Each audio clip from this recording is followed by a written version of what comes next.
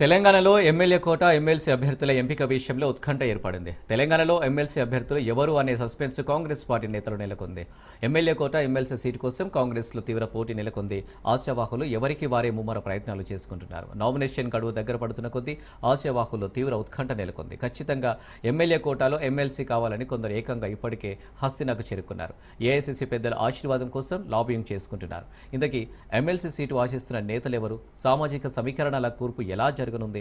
Party వర్గాల్లో ఎలాంటి చర్చ జరుగుతుంది? Watch this Raj news story.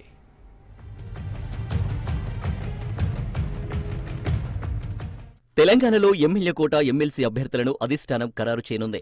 Congress నేతల భేటీ సందర్భంగానే మంత్రివర్గ విస్తరణ, పార్టీలో కీలక పదవులు కూడా ఖరారు చేసే అవకాశం ఉంది. అన్ని పదవులు భర్తీ చేసి భవిష్యత్ కార్యాచరణపై దృష్టి పెట్టాలని కాంగ్రెస్ నిర్ణయం తీసుకున్నట్లు తెలుస్తుంది. ఎమ్మెల్యే కోట ఎమ్మెల్సీ ఎన్నికల నామినేషన్ సమయం దగ్గర పడుతున్న కొద్దీ కాంగ్రెస్లో ఆశావాహుల లిస్టు పెరిగిపోతుంది. ఇన్ని రోజులు సైలెంట్గా ఉన్న నేతలు సైతం ఎమ్మెల్సీ పదవి కోసం రంగంలోకి దిగారు. ఇప్పటికే కొంతమంది నేతలు ఢిల్లీ పెద్దలను ప్రసన్నం చేసుకునే ప్రయత్నాలు ముమ్మరం చేశారు.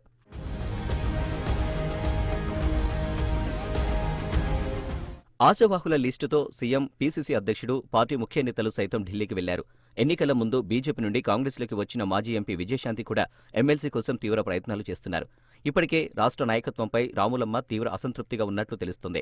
కాంగ్రెస్లో తనకు ఎలాంటి ప్రయారిటీ ఇవ్వట్లేదని, ఏ కార్యక్రమం జరిగినా కనీసం సమాచారం ఇవ్వడం లేదని ఆమె సన్నిహితుల వద్ద వాపోతుందట.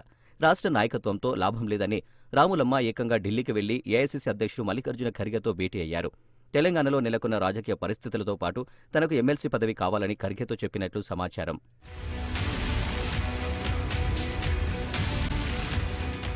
తెలంగాణ ఎమ్మెల్సీల నామినేషన్ల దాఖలకు ఈ నెల 10న చివరి తేదీ కావడంతో కాంగ్రెస్ ఇన్ఛార్జి మీనాక్షి నటరాజన్ ఇప్పటికే వడపోత ప్రక్రియ ప్రారంభించారు.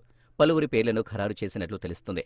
ఈ నెల 20న ఎమ్మెల్సీ ఎన్నికలు జరుగుతున్న క్రమంలో ఖాళీ అయిన 5 స్థానాల్లో 4 కాంగ్రెస్ పార్టీకి దక్కే అవకాశం ఉంది. ఇక 4 సీట్లలో 1 సిపిఐకి ఇస్తారని ప్రచారం జరుగుతుంది. ప్రస్తుతం ఎమ్మెల్యే కోట, ఎమ్మెల్సీ స్థానాలకు ఈ నెల 20న ఎన్నికలు జరగనున్నాయి. అదే రోజు కౌంటింగ్ జరగనుంది.